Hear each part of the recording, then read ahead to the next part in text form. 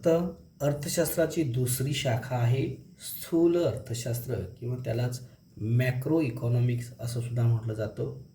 स्थूल म्हणजेच मोठे किंवा एकूण, समग्र, एकत्रित.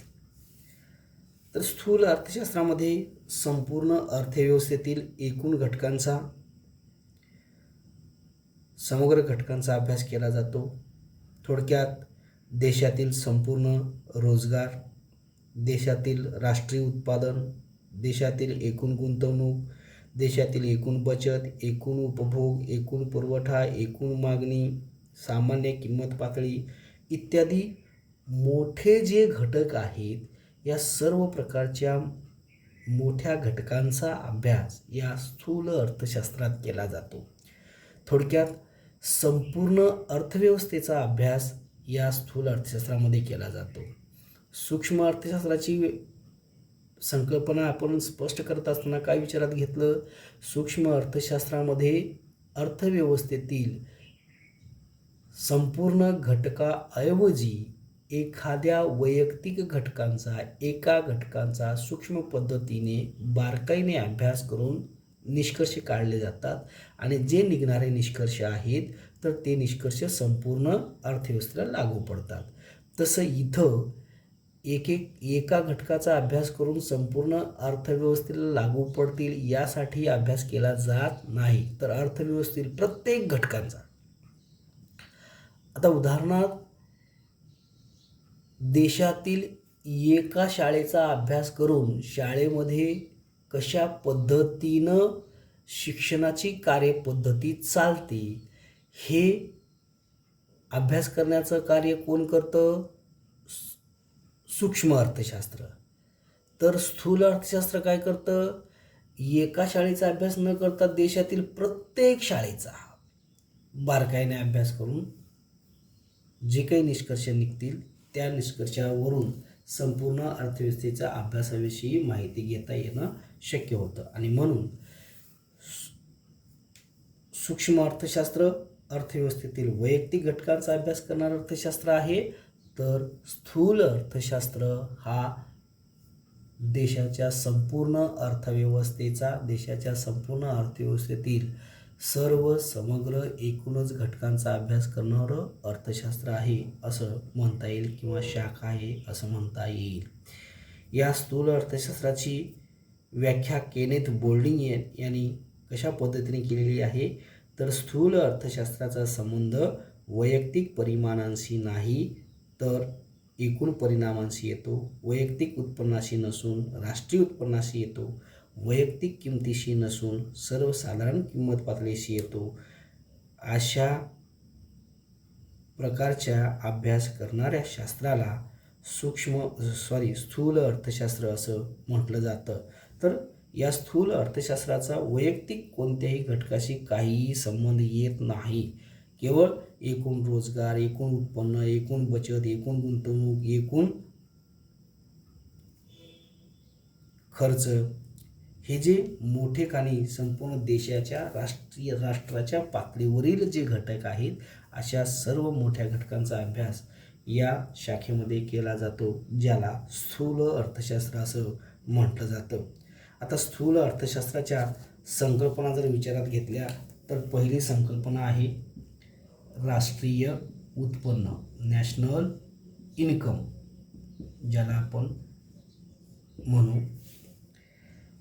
राष्ट्रीय उत्पन्न हे देशाच्या आर्थिक व्यवहाराशी संबंधित असतं. त्याला देशाचे एकूण उत्पन्न असेही या ठिकाणी म्हणता येईल.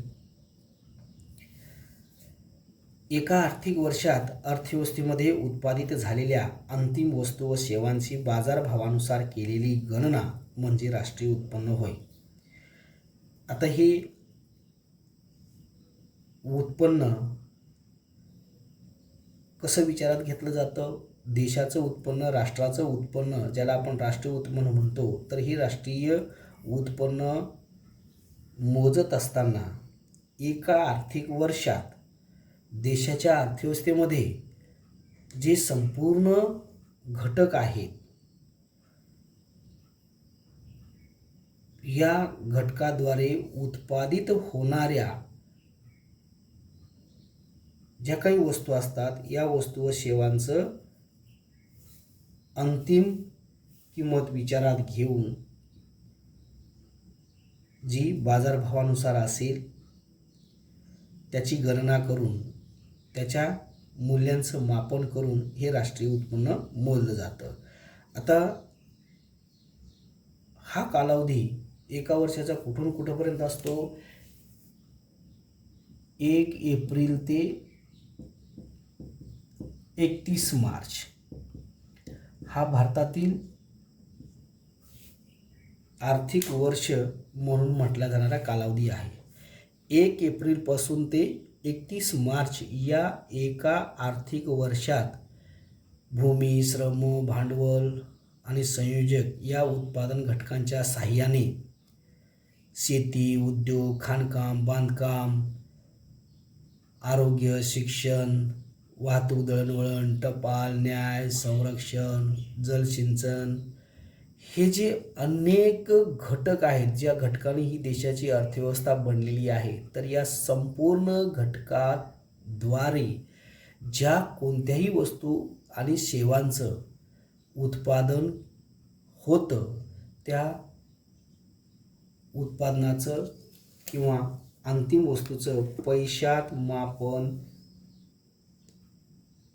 करून जेव्हा राष्ट्रीय उत्पन्न मोजलं जातं, राष्ट्रीय उत्पन्नाची आकडेवारी ठरवली जाते, त्याला देशाचं एकूण उत्पन्न, देशाचं एकूण राष्ट्रीय उत्पन्न असं म्हटलं जातं.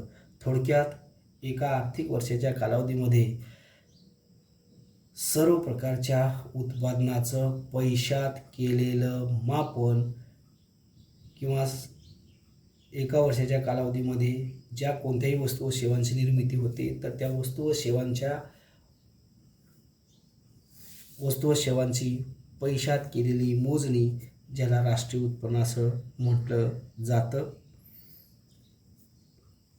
तर हे राष्ट्रीय उत्पन्न मोजत असताना दुहेरी गणना मात्र टाळली जाते. म्हणजे एकाचंच उत्पन्न हा 2 वेळा मोजलं जाणार नाही याची काळजी घेतली जाते. आणि या दुहेरी गणनेच्या बाबतीमध्ये राष्ट्रीय उत्पन्न समितीने राष्ट्रीय उत्पन्नाची व्याख्या कशी केलेली आहे तर एखाद्या विशिष्ट कालखंडामध्ये उत्पादित करण्यात आलेल्या वस्तू व सेवांची दुहेरी गणना टाळून केलेलं मापन म्हणजेच राष्ट्रीय उत्पन्न होय.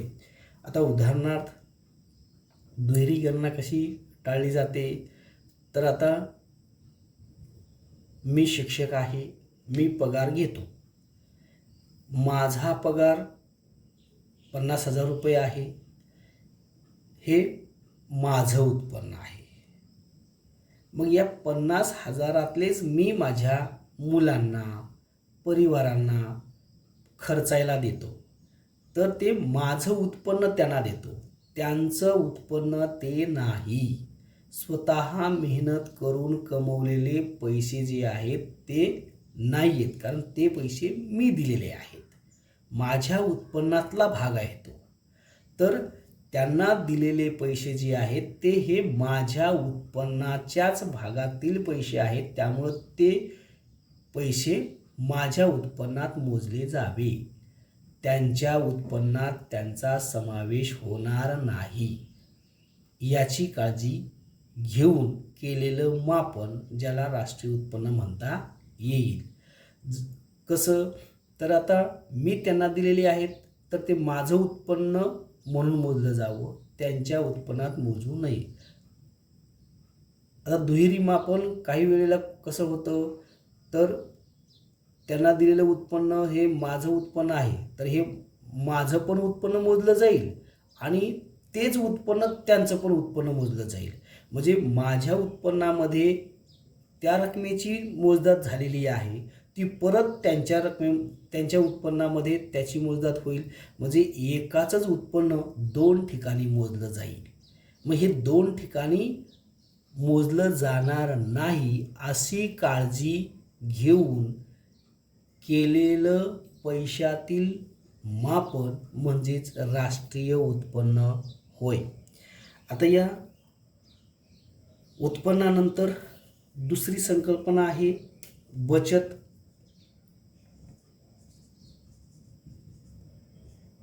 आता उत्पन्न झालं. दुसरी संकल्पना आहे बचत. उत्पन्नाचा असा भाग जो भविष्यातल्या गरजा पूर्ण करण्यासाठी सध्याच्या उपभोगाचा त्याग करून शिल्लक राहतो त्यास बचत असे म्हणतात.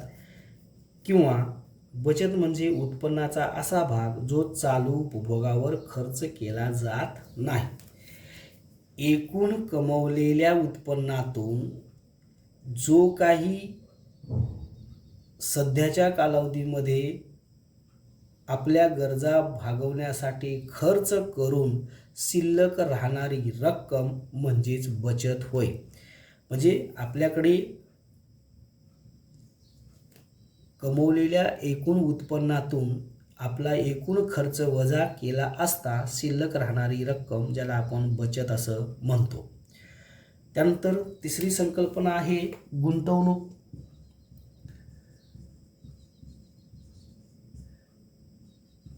सेविंग इन्व्हेस्टमेंट ज्याला आपण गुंतवणूक म्हणतो. सेविंग म्हणजे बचत, गुंतवणूक म्हणजेच इन्व्हेस्टमेंट.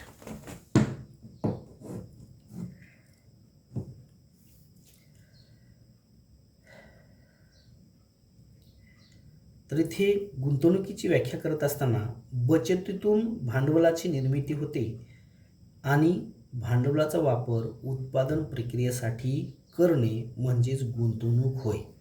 यामध्ये यंत्रसामग्री, उपकरणे, तंत्रज्ञान इत्यादीचा समावेश होतो. आता उत्पन्नाचा जो भाग शिल्लक आहे ज्याला आपण बचत म्हणतो, तर या बचतीचाच उपयोग गुंतवणुकीसाठी केला जातो. कारण शिल्लक रक्कम ठेवून ठेवून आपला जो उद्योग आहे, आपला जो व्यवसाय आहे हा मोठा कसा होईल यासाठी जेव्हा विचार केला जातो, तर एखादी नवीन यंत्रसामग्री आणून पूर्वीपेक्षा कमी कालावधीमध्ये कमी खर्चामध्ये जर उत्पादन वाढवून नफा वाढवण्याचा उद्योजक जर प्रयत्न करत असतात, तर नवीन व्यवसायाच्या नवीन यंत्रसामग्रीसाठीच्या किंवा नवीन तंत्रज्ञानासाठीच्या खर्चालाच या ठिकाणी गुंतवणूक असं म्हटलं जातं. कारण कसं, तर एक छोटं व्यवसाय आहे आणि त्या छोट्या व्यवसायाला मोठा करायचा आहे, तर त्यासाठी लागणारा पैसा जो आहे तर हा पैसा बचतीतून उपयोगात आणला जातो आणि त्याची इन्व्हेस्टमेंट केली जाते, त्याची गुंतवणूक केली जाते. शिल्लक राहिलेल्या रकमेचा उपयोग एखादी उद्योजक आपल्या व्यवसायाला मोठं करण्यासाठी तो पैसा त्यामध्ये गुंतवत असेल, खर्च करत असेल आणि व्यवसाय छोट्याचा मोठा करत असेल, तर त्याला गुंतवणूक असं म्हटलं जाईल. आता उदाहरणार्थ घ्या. आता अनेक प्रकारे तुम्हाला बाजारपेठेमध्ये फिरत असताना जे छोटे छोटे व्यावसायिक आहेत, या व्यावसायिकाचं मोठं रूप होत असताना तुम्ही पाहत असाल.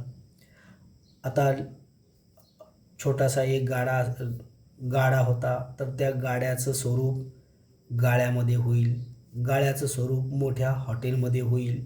म्हणजे एक वडापाव व्यवसाय चालवणारा व्यक्ती जसजशी तो बचत वाढवत जातो, त्या बचतीचं स्वरूप इन्व्हेस्टमेंट किंवा गुंतवणुकीमध्ये अशा पद्धतीनं सुद्धा करू शकतो.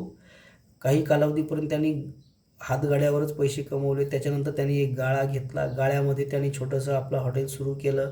त्यानंतर त्या हॉटेलच्या माध्यमातून अजून बचत मोठ्या प्रमाणात झाली, त्या बचतीचा उपयोग तो मोठ्या हॉटेलमध्ये करू शकतो. रसवंतीवाला बघा, तर वेगवेगळे पूर्वी समजा तो हाताने फिरवून रस काढून लोकांना पाजवायचा, नंतर बदल काय केला, त्याच बचतीचा वापर करून त्यांनी एक मशीन घेतली जी इलेक्ट्रिकल असेल, त्याच्या साह्याने तो व्यवसाय वाढवला.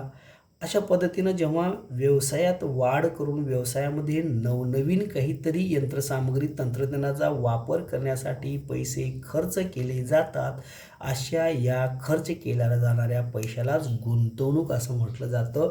व्यवसायाचं नाविनीकरण करण्यासाठी उपयोगात आणलेल्या पैशालाच गुंतवणूक असं म्हटलं जातं, ज्याला इन्व्हेस्टमेंट म्हणतो आपण. त्यानंतर पुढची संकल्पना आहे व्यापार चक्र.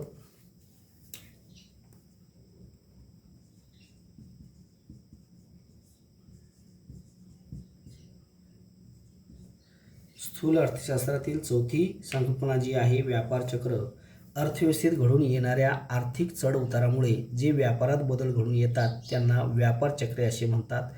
प्रामुख्याने आर्थिक क्रियामधील चढ उतारामुळे हे आर्थिक चक्र निर्माण होत असतं. हे आर्थिक चढउतार तेजी मंदी या नावानं सुद्धा ओळखलं जातं. सातत्याने जर सामान्य किंमत पातळीमध्ये वाढ होत असेल तर त्याला तेजी असं म्हटलं जातं आणि सातत्याने सामान्य किंमत पातळीमध्ये होणारी घट जर दिसून येत असेल तर त्याला मंदी असं म्हटलं जातं. त्यानंतर पुढची संकल्पना आहे आर्थिक वृद्धी.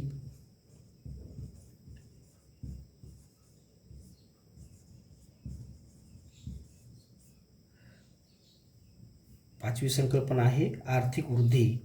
आर्थिक वृद्धी या संकल्पनेला संख्यात्मक दृष्टिकोन आहे. सोप्या शब्दात सांगायचे तर आर्थिक वृद्धी म्हणजे दीर्घकाळात देशाच्या वास्तव उत्पन्नात झालेली संख्यात्मक वाढ होय. आता बघा, देशाची प्रगती जी आहे ही देशाच्या आर्थिक वृद्धीवरून समजते.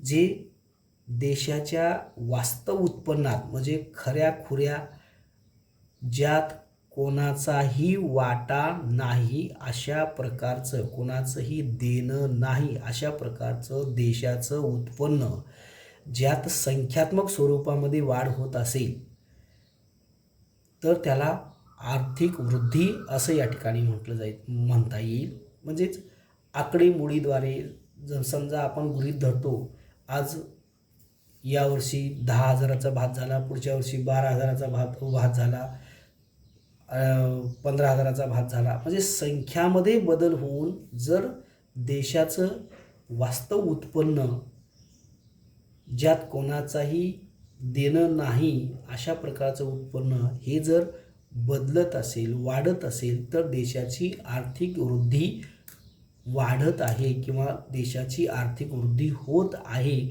असं या ठिकाणी म्हणता येईल. ज्याला आर्थिक वृद्धी असं विचार करत असताना ही आर्थिक वृद्धी दीर्घ कालावधीमध्ये बदलत असते. अल्प कालावधीमध्ये आर्थिक वृद्धी होणं शक्य होत नाही. याला भरपूर मोठा कालावधी लागतो, कारण देशाच्या एकूण अर्थव्यवस्थेचा विचार करता देशात बदल घडवून आणण्यासाठी जे काही ध्येय धोरणं, ज्या काही उपाययोजना केल्या जातात, या उपाययोजनाचा परिणाम चांगला किंवा वाईट हा दिसून येण्यासाठी कालावधी हा भरपूर जातो, वेळ लागतो. ज्याला आर्थिक वृद्धी असं म्हणता येईल. त्यानंतर पुढचा आहे आर्थिक विकास.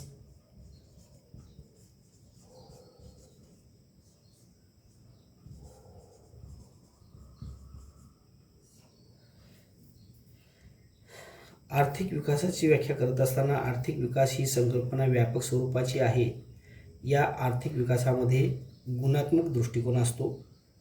आर्थिक विकास म्हणजे आर्थिक वृद्धीसोबत मानवाच्या कल्याणासाठी आवश्यक असणाऱ्या घटकामध्ये गुणात्मक बदल घडून येणे, ज्याला आर्थिक विकास असे म्हणतात. आर्थिक वृद्धीमध्ये आपण काय पाहिलं? संख्यात्मक बदल. तर आर्थिक विकास हा गुणात्मक बदल. तर देशातील विविध प्रकारच्या ज्या काही योजना आहेत, जी ध्येय धोरणं सरकारकडून अवलंबली जातात, तर त्या विविध योजनाद्वारे, ध्येय धोरणाद्वारे जेव्हा संपूर्ण देशाच्या कालावधीमध्ये आर्थिक वृद्धी होत एक नवीन चांगला बदल घडून येतो, तर त्याला गुणात्मक बदल झालेला आहे असं म्हणता येईल.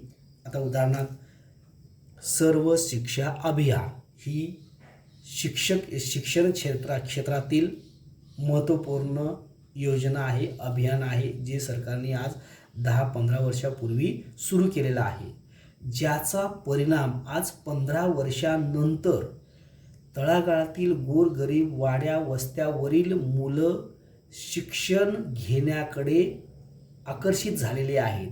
म्हणजे शिक्षणापासून कोणीही वंचित राहत नाहीये या सर्व शिक्षा अभियानाअंतर्गत. सर्व शिक्षा अभियानाचं मूलमंत्र काय आहे? सारे शिकूया पुढे जाऊया. पेन्सिलीचं चिन्ह काढून त्या पेन्सिलीवर मुलाचं बसून सारे शिकूया पुढे जाऊया हे तुम्हाला कुठे कुठे मराठी शाळांच्या भिंतीवर किंवा कुठल्याही शाळांच्या भिंतीवर तुम्हाला तो दिसेल. म्हणजे हा शिक्षण क्षेत्रामध्ये मोठा बदल घडून आणण्यासाठी सरकारनं उचललेलं मोठं पाऊल आहे, ज्याचं फलित आज 15 वर्षानंतर शिक्षणामध्ये झालेला आमूलाग्र बदल या ठिकाणी दिसून येतो आहे, ज्याला आर्थिक विकास म्हणता येईल. आता आरोग्य क्षेत्रामध्ये म्हणा, आता आरोग्य क्षेत्रामध्ये अनेक प्रकारचे बदल झालेले आहेत. डेंग्यू आहे, मलेरिया आहे, कावीळ आहे, TB आहे, हे जे गंभीर आजार होते, तर या आजारावर सरकारने दीर्घ कालावधीपासून वेगवेगळे अभियान राबवून ते कमी करण्याचा, त्यावर प्रतिबंधक उपाय म्हणून लसीचा शोध लावून ते रोग पूर्ण समूळ नष्ट करण्याचा प्रयत्न केला, ज्याचा आज आपण अनुभव घेतो आहोत. पोलिओसारखी डोस जी भारताने संशोधन करून तयार केली, ज्याचा वापर आज संपूर्ण जगामध्ये होतो आहे, ज्याचा परिणाम अपंगत्वाचं जे प्रमाण आहे ते फार कमी झालेलं आहे. क्वचित ते प्रमाण दिसून येतो आहे. तर अशा पद्धतीनं आता भारताने सुद्धा या कोविडच्या कालावधीमध्ये कोविड या रोगावर लस निर्माण केली. लगेच हा कोरोना सुरू झाला आणि लगेच लस निर्माण झाली, लोकांना दिल्या आणि ताबडतोब कोरोनापासून लोक वाचले वगैरे असं झालं का? नाही. ही कोरोनाचा लस संशोधन करण्यासाठी दीर्घ कालावधी गेला. जी शोध मोहीम सुरू झाली, नंतर त्या कोविडच्या लशीचा शोध लागला, त्याचं ट्रायल झालं, नंतर मग त्या लोकांना दिल्या गेल्या. आज कालच 21 तारखेला 100 कोटी डोस संपूर्ण भारतामध्ये दिले गेले, ज्याच्यापासून लोकांचं जीव वाचवणं शक्य झालं. म्हणजे हा एक प्रकारचा भारताच्या दृष्टिकोनातून आरोग्य क्षेत्रातला विकास, शिक्षण क्षेत्रातला विकास असं म्हणता येईल. तसंच देशाच्या अर्थव्यवस्थेमध्ये विविध घटकांचा विकास होण्यासाठी आर्थिक वृद्धी आणि त्याचबरोबर मानवी कल्याण यांच्यामध्ये घडून आलेला गुणात्मक बदल, ज्याला आर्थिक विकास असं म्हणता येईल. या आर्थिक वृद्धी आणि आर्थिक विकासाची संकल्पना स्पष्ट केल्यानंतर शेवटी आर्थिक विकास आणि आर्थिक वृद्धी याच्यामध्ये जो काही फरक आहे तो फरक तुम्ही वाचून घेतलात तरी तुम्हाला समजेल. जे पेज नंबर 7वर आहे, आर्थिक वृद्धी आणि आर्थिक विकास याच्यातील काही महत्त्वपूर्ण बाबी आहेत, त्या लक्षात ठेवण्याजोग्या आहेत. इथे तुम्हाला दिसून येईल. इथे हा पहिला प्रकरण जो आहे तो संपतो आहे. सर्वांनी व्हिडिओ पहा. काही अडचणी आल्या तर मला विचारू शकता.